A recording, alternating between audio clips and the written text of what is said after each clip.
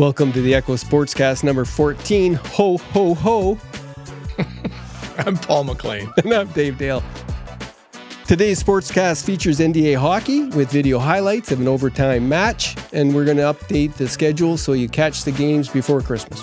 We've got details on the Barons senior boys basketball team beating a Sudbury team to win Scholars Green and Gold tournament. For junior boys basketball, we interviewed West Ferris coach Cody Vaillancourt and team captain Gage Campaign, talking about their 4-0 start to the season. We would have had some coverage of their game against Franco on Tuesday, but there was the snow day, as we mentioned, for schools outside of North Bay.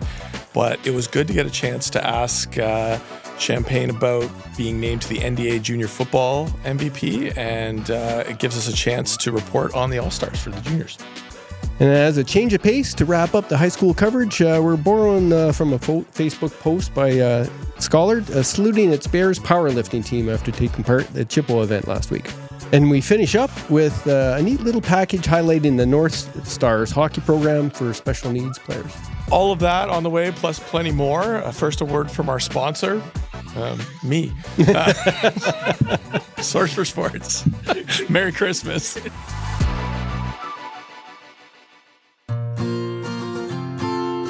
Sports aren't just what we do, they're who we are. Source for Sports North Bay is your advocate, your local support system, and your biggest fan. 1321 Fisher Street has grown from a place where knowledgeable experts can help you find exactly the gear you need, to the hotbed of team uniforms, apparel and fanwear, to a community stronghold for all the things that truly matter to you and your family's sports journey. We love helping you find your first pair of skates, as much as we relish supporting local leagues, teams, and athletes. Wherever your sports journey takes you, make sure you visit Source for Sports North Bay at 1321 Fisher Street so we can help you along your way. Well, top of the list there is some NDA hockey. I was at the Saturday night game at the Gardens. It was looking like it was going to be a barn burner, but I had to go about the middle of the second period, before the third anyways. It was 4-3. Chippewa just scored, and I got some great clips. I figured, okay, whatever happens, I'll follow up, and I found out it was a 6-5 overtime. Yeah, I actually got to see all the boys filing in for the game because my daughter Rory, they had a game against Toronto, and the high school after, so they were all in the back hall, everybody all dressed in their suits, looking good, ready to have a big night out on the big ice at the Gardens, and it sounds like they did because it was a barn burner. Yeah, it was good. It was good hockey. So with the 6-5 win, starting out, we had goals coming from Algonquin from Matthew Sagan, Connor Filiatro, Jacob Farland, and Kian Duquette. All scored goal each, while Felix Lafreniere scored 2, and the winning goal in overtime came from Dylan McFadden. Oh, yeah, I just stuck around. If only you knew, right? If only I knew. Raven goals came from Nick I can't say it again. Palesny. You got it. That's Palesny. Palesny. Yeah. Palesny. My good friend Greg Richardson sent me the pronunciation, the phonetics. Yeah. He scored twice. I got a good clip of him doing it. He was battling for that space in front of the goalie. And it was a really good battle, and the puck came, and he ended up getting the rebound. It was a beautiful goal. Anyways, I can't say your name very well, but I'm trying. Look good on that. I'm trying as hard as you are in front of the net. Perfect. The other goals came from Gavin Thibodeau. I got his goal too. Keller McCourt and Grayson Bradley, who also great one-timer. He was sort of backdoor kind of thing, and it was nice. A lot of power play goals. So the NDA schedule before Christmas, there's actually, we missed the game on Wednesday night between Algonquin and the Bears, but on Friday at 10 a.m. they play at Memorial Gardens. The Bears are hosting Chippewa, or rematch, right? That'll be cool. And I'm not sure if I'll get there or not. 10 a.m. Yeah, I might get there. It's good hockey at the Gardens. Yeah. Saturday night, we have, they're at the Sam Jacks Arena. It's Chippewa hosting Algonquin at 8 p.m. And then on Sunday, 5 p.m. at the Gardens, Algonquin's hosting the Bears. So should be a good game. They don't play again until Friday, January 3rd. So up next, the Barons senior boys basketball team won the green and gold tournament at Scholar. This past weekend, teams from across the north came in to compete at Scholar for a 2-day tournament in both the juniors and the senior division. So there were 8 teams in each from Sudbury, Espanola, Sault Ste. Marie, and North Bay. Intense competition, spirited sportsmanship showcased the immense talents of these young athletes. In some championship highlights, the junior division saw Espanola Secondary School clinch victory over Sudbury's LaSalle Secondary School with a final score of 65-57. Liam Houle of Espanola was named the tournament MVP, contributing an impressive 16 points to his team's triumph. The senior division finals offered an electrifying showdown with École Secondaire Catholique Algonquin narrowly defeating LaSalle Secondary School by a score of 77-73. Tristan Landriot delivered a stellar performance with his impactful defense while scoring 27 points and earning the senior division MVP title. This year's tournament was made possible by generous support from local sponsors, including Century 21. Here is home team with Century 21, Tourism North Bay, IG Wealth Management, Webster's and Associates, and the North Bay Police Services. Their contributions helped create an unforgettable event for players and spectators alike. And that just goes to show you the value of sending a media release to out after a tournament, because we just got your sponsors named. So it's a great way to recap it. And again, as I continue to bang that drum, the more teams that we can get from out of town in town, it's good for business. So happy to see these tournaments. Yeah, the green and gold. I'll make sure I'm there next year. We'll put it on the website that has all the team scores and schedule and everything. It's my job to find all that out, and I just have to work harder.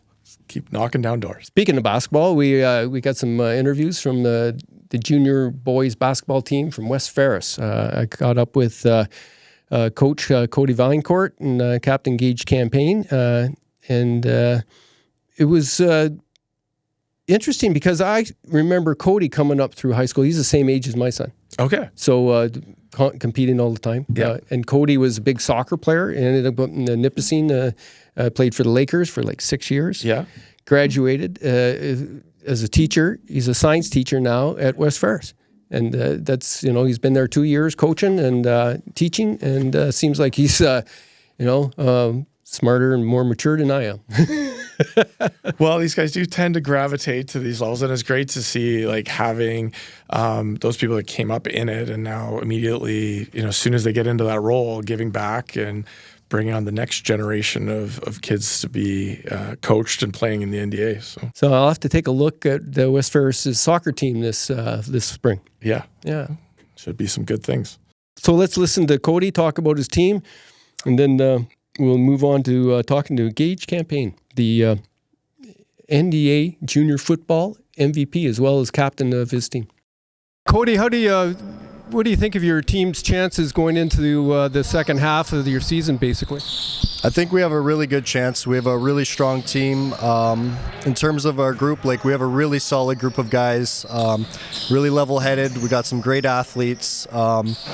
We're definitely going to benefit from a little more practice time, kind of sharpen things up, but we got a lot of potential, and we're very excited heading into the second half of the season. Gage, you told me that you've been to a couple tournaments down south and kind of measured what you have, and you're working on what you need to work on here. Tell me some of the players that actually are the pieces that are going to be important going forward. I mean, in terms of important pieces, I'm going to say everyone. We're really a collective team that's strong all around. I'm going to highlight some of our veteran guys like Mason Campbell, Gage Campaign, Liam Gardner, Porter, Herman McKay. So we got a really strong leadership group, and very excited to lead these guys into the second half. Now you're a Chippewa grad, coaching here at the Trojans. Do you feel kind of like in a bit of conflict there? No conflict at all. Great memories at Chippewa, but I'm a proud and happy Trojan right now, so I'm happy. Now, you moved on to university to play soccer. Tell me about that experience. Soccer's my number one passion, so obviously took my talents, stayed here at Nipissing. Super grateful, built lots of connections, and I'm happy to stay in North Bay and to lead the next generation of student athletes in North Bay. The teams to beat this year, is there anybody in particular? I'm going to say it's a fairly even group coming into this season. Northern, Scholar, Chippewa. There's not really one team that kind of stands out. It's kind of an even playing field, so it'll be interesting heading into the playoffs. So tell me about your tournament in Aurelia. So we had a rocky start. We played some really strong teams down south. So we played St. Joe's from Barrie, and then we played Llewellyn from Sudbury. So some really strong competition, but overall really benefiting our group as we're playing some better competition, some really good athletes. So I think going forward, it's going to benefit us. The NDA Loop is a good place for people to sort of test their mettle, and it's competitive. What do you think about the NDA this year and going forward? I think the NDA going forward is looking strong. The extracurricular programs in North Bay, like the Spartans rep teams, I think it's really helping the basketball programs and other programs like volleyball as well going forward. So I think the City of North Bay and the NDA has a really strong athletics program going forward. So Gage, how's the season going so far for your Trojan junior basketball team? We're undefeated in NDA right now, and we've had 2 tournaments in Aurelia and Barrie, and we've won 1 game in both tournaments, but lost the other 2. So what's the strength of your team? How do you think you're going to do come playoffs? We're a physical team, and we love to rebound, we love to run. That's what Trojan basketball is all about, just run and just score the bucket down their throat. And I think we'll be good in playoffs. I really do. Which players do you think are the standouts this year that'll take you the furthest? Mason Campbell and Caden Tuckett, Porter Herman McKay. That's really it. I think it's those 3 main guys that are physical and will really help the team. Who's the competition as far as you're concerned? Who's the other next top team? I'd like to say Scholard, but we played them once and we beat them in our own home gym, and next time we play them is at their gym, and I'd love to go beat them there. So you were MVP of the Junior Football League this year. How's that feel? It was amazing. I almost cried when my coach told me, and honestly, I would trade that award to get a championship for the school, but it is what it is. Yeah, you guys had a rough sort of playoff at the end there. Next year you'll be on the senior team? Yeah, I'm looking forward to doing my part and just contributing any way I can. So in basketball here, back-to-backs of basketball, what's your position and how long have you been playing? I started when I was in grade 8, and Mr. Madigan showed me most of what I know. And my position is point guard. I just like to make assists, like to rebound, just do my part. Any NBA guys you watch and try to emulate? Everyone says I play like Luka Doncic, but yeah, that's who I mostly watch. Tell me about your coaches. Sam Levac, very inspirational, very nice guy. Loves everyone on this team and will do anything for him. I remember seeing him when he was playing in high school, and I think he went to university. Do you have any idea about his background? He's from Sturgeon. He played at Northern, and then he moved to Ferris for better competition, and then he went to Laurentian, I believe. Yeah. Tell me about some of the first-year players who you think are going to be good to fill the shoes next year.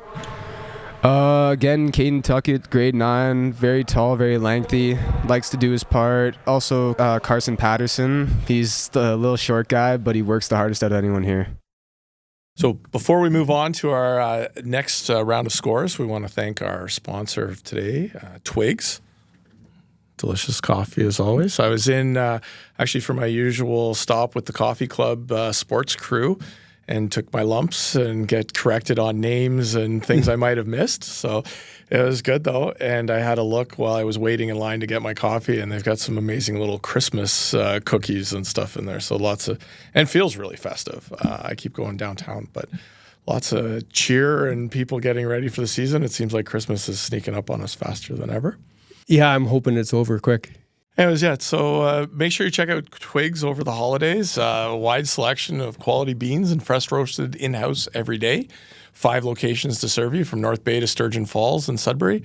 And Twigs offers an espresso bar with gourmet deli, irresistible fresh baked goods, and including gluten-free options. Make sure to order online for pickup at twigs.ca. And coming soon, you'll be able to order fresh roasted coffee beans direct to your doorstep from the distribution center in North Bay.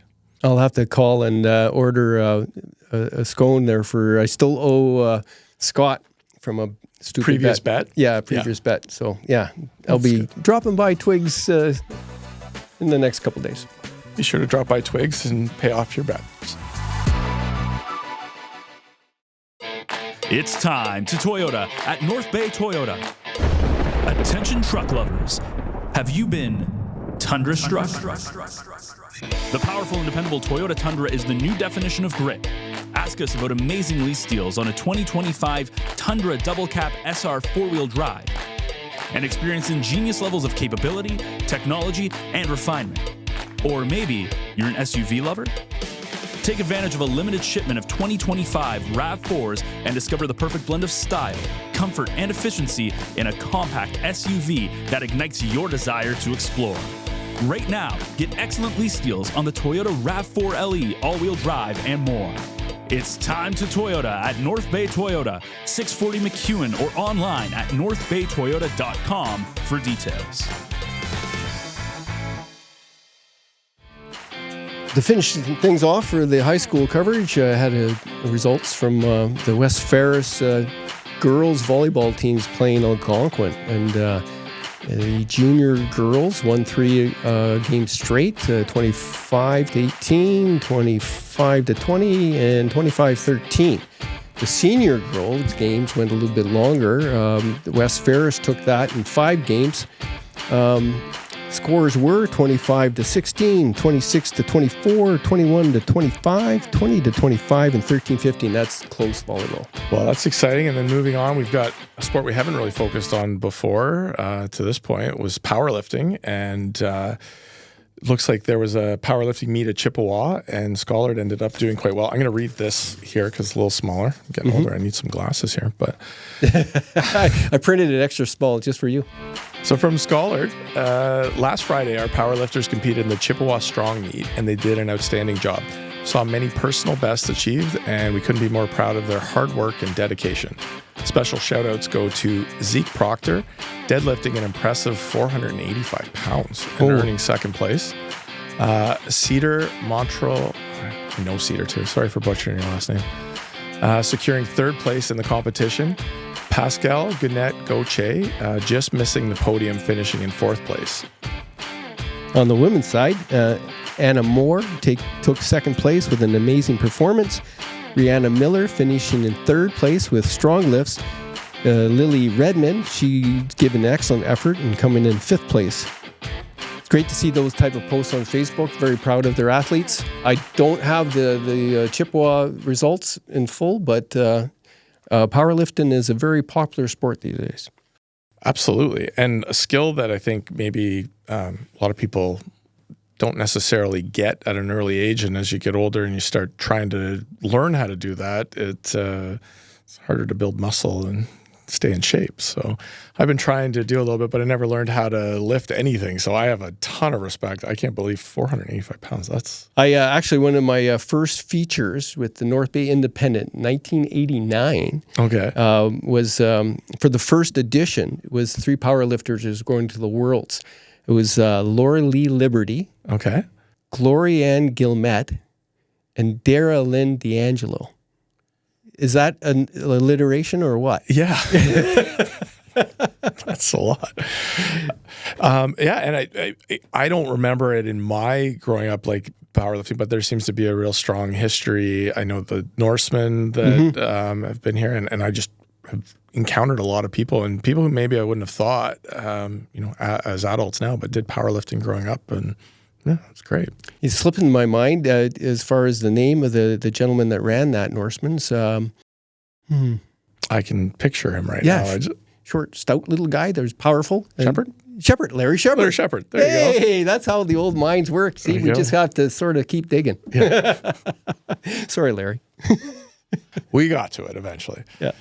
And then what do we got next?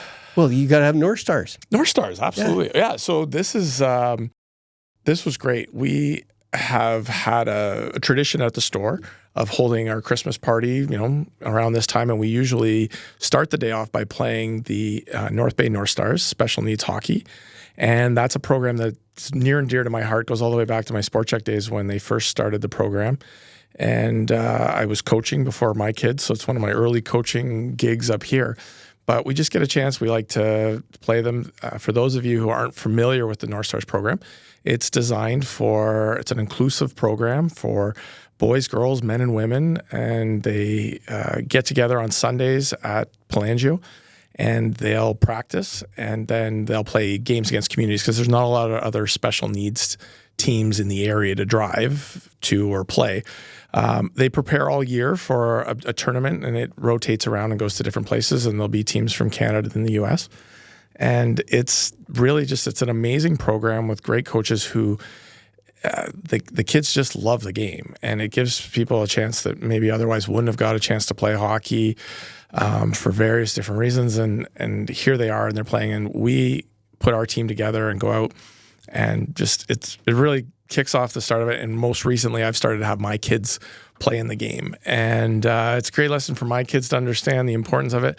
They have two teams, the A team and the B team, and we'll play them back to back. And the B team is definitely lower skill, still, but out there for fun, and to watch my kids even learn and understand how to make it a fun game and to play with them. But even when my kids were young, those same people that we were trying to maybe adapt the game to, we're adapting it to them and making sure they had a path to play. So it really is, if you ever get tired or have a day where you're just, frustrated with the world, go watch these kids on Sunday afternoon at the Gardens. Some of them are showing up at Palangio at like 10 a.m. They're excited for the day. They get to meet, and it's a big social network. And we have a great game. So there's some fun video with a goal getting scored at the last minute. We just clear the benches and let everybody go, and it's mass chaos.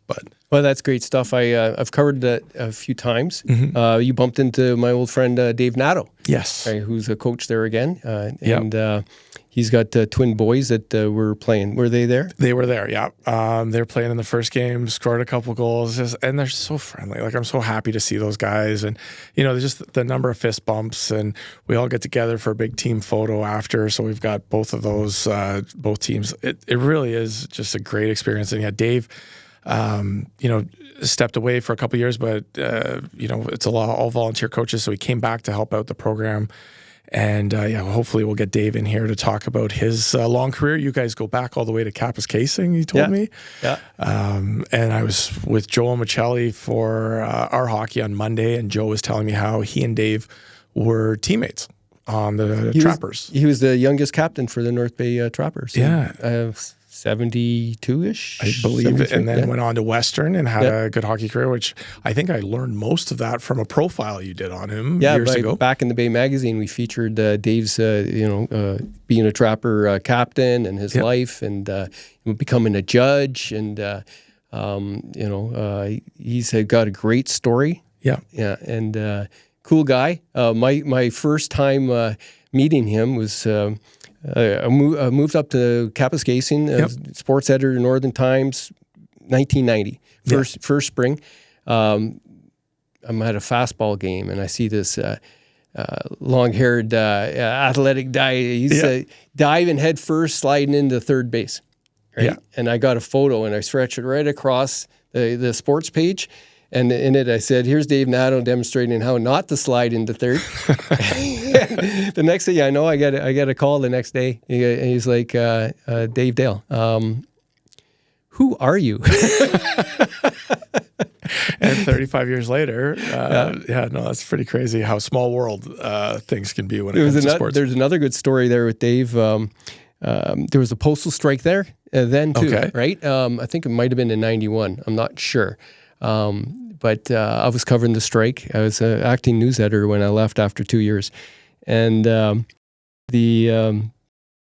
I went into the back behind the post office, and there was some strikers there. And as I'm walking in, they're like walking up. There was a guy laying on the ground taking out the air of the truck that the managers were going to use to make deliveries. Okay. Right? Yep. So snap, right? Yeah. And then it was very friendly in Cap. And they knew me through sports. And but I was working as a reporter, right? Yeah. And I noticed that they have a chain locking the back door, locking the managers in. And I said, wow, who put that there? And the guy's like, I did. I said, how did you do that, right? And I said, you want to pose for a photo? And he did. Yeah. And he was the same guy letting out the air, right? And I'm a reporter. Yeah. Kind of creating news right here. It was a news event, right?